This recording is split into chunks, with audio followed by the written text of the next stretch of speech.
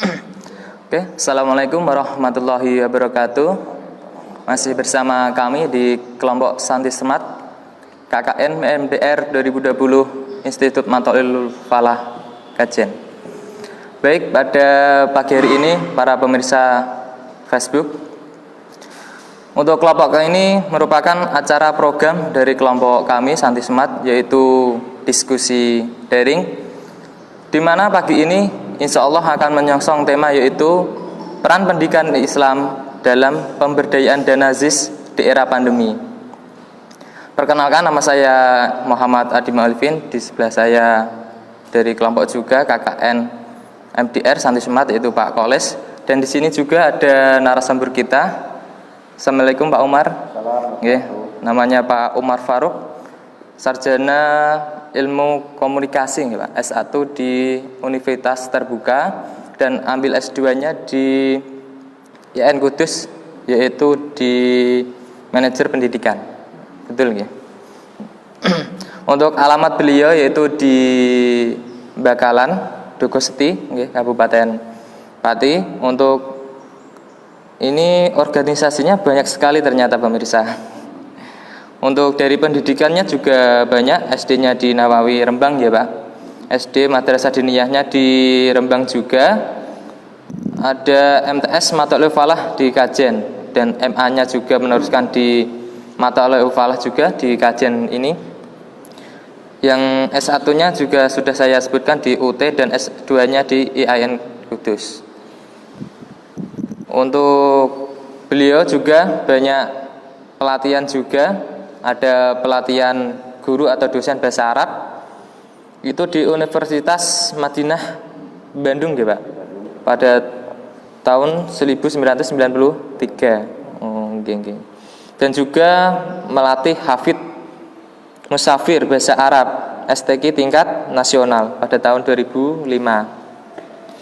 Beliau juga menjadi hakim musabaqah tilawah Quran atau MTQ di Jawa Tengah, dan juga menjadi hakim musabaqah qiraatul kitab atau MQK Jawa Tengah, dan juga menjadi PKL Kiai Muda Nusantara PPGP Ansor tahun 2018. Oke. Beliau ini juga banyak mengajar juga, salah satunya sebagai menjabat Kaprodi di institut tercinta ini di bagian Zawan ya Pak. Dan juga beliau muhadir di Ma'had Ali Usman Fikih Maslahul Huda. Dia juga mengajar di situ, dan juga di Ma'had Ali NU LPPA Kajen Pati. Banyak sekali nih. Guru MA juga di Madarijul Huda Kembang. Kembang ini di Jepara ya Pak? Dukuh Seti, Kembang Dukuh Seti. Iya. Untuk organisasinya sangat banyak sekali. Salah contohnya yaitu sebagai perumus Batsul Masail, pengurus besar Nahdlatul Ulama atau PBNU, dan juga sebagai wakil sekretaris lembaga Bahsul Masail NU atau LBM NU di Jawa Tengah. Beliau juga masuk dalam instruktur Ansor Banser Muslimat Fatayat NU Kabupaten Pati, juga sebagai pembina masyarakat ekonomi Islam Syariah atau MES di Kabupaten Pati. Beliau juga ikut di organisasi Dewan Syariah Lazisnu di cabang Kabupaten Pati, sebagai narasumber fikih ekonomi PCNU Pati di radio Pas FM Pati ya Pak. Nanti bisa jenengan mungkin mendengarkan tausiah-tausiahnya juga, mungkin bisa juga ini berdiskusi di Pas FM Pati. Beliau juga sebagai sekretaris perkumpulan Hufaz PMH Kabupaten Pati. Beliau juga ketua Dewan Masjid Indonesia atau DMI Kecamatan Dukuh Seti Pati, ketua Majelis Ulama Indonesia atau MUI Kecamatan Dukuh Seti. Untuk beliau juga termasuk pengasuh Pondok Pesantren An-Nasuha di Bakalan Dukuh Seti.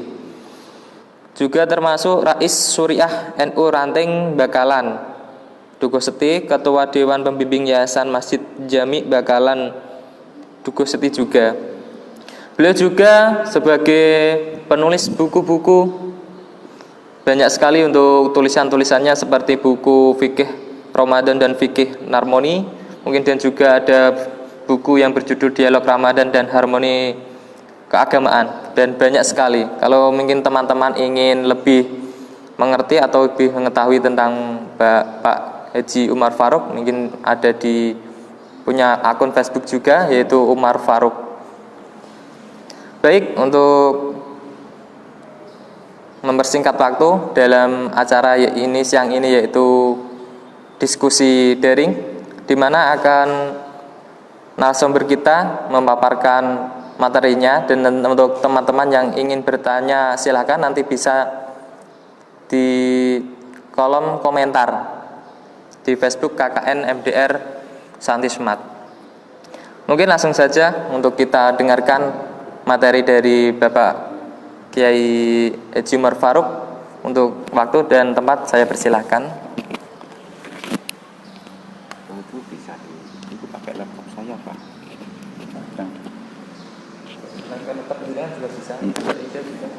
Oh, sudah. Ya, sudah. Waalaikumsalam warahmatullahi wabarakatuh. Bismillah, alhamdulillah, salatu wassalamu ala rasulillah wa ala alihi washabihi wa mawala amma ba'dah.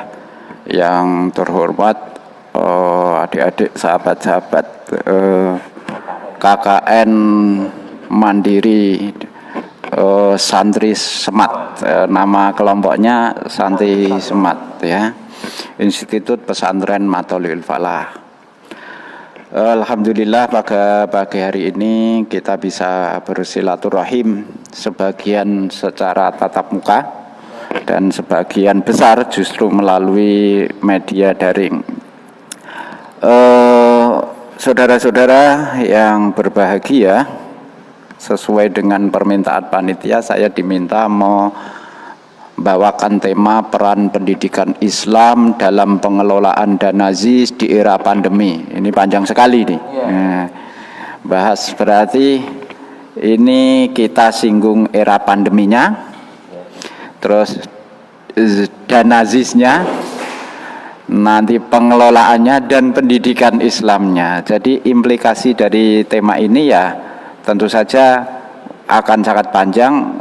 Kalau kita ingin tuntas, ya mungkin butuh beberapa seri diskusi. Tetapi saya akan sedikit saja hal-hal yang pokok sehingga nanti ada diskusi lebih lanjut.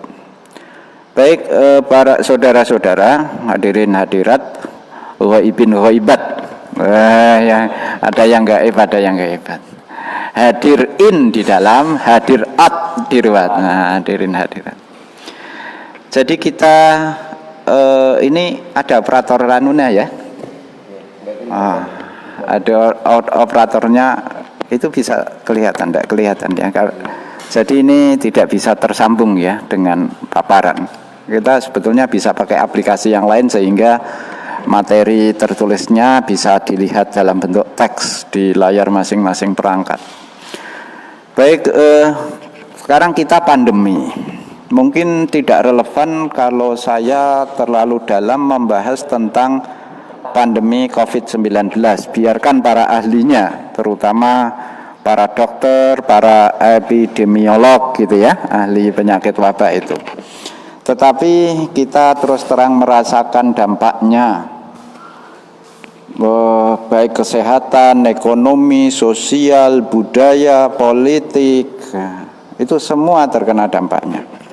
Nah, dalam perspektif zakat wakaf, karena saya kebetulan adalah Ketua Prodi Manajemen Zakat Wakaf di IPMAFA, sebagai konsen saya, ada 3 hal yang perlu kami catat terkait dengan pandemi COVID ini. Pertama, COVID ini adalah salah satu tanda kekuasaan Allah. Jadi ayatun min ayatillah. Kalau kita tidak secara spiritual punya basic pemahaman seperti ini, ya nanti kita akan stres. Itu kembalikan pada Allah.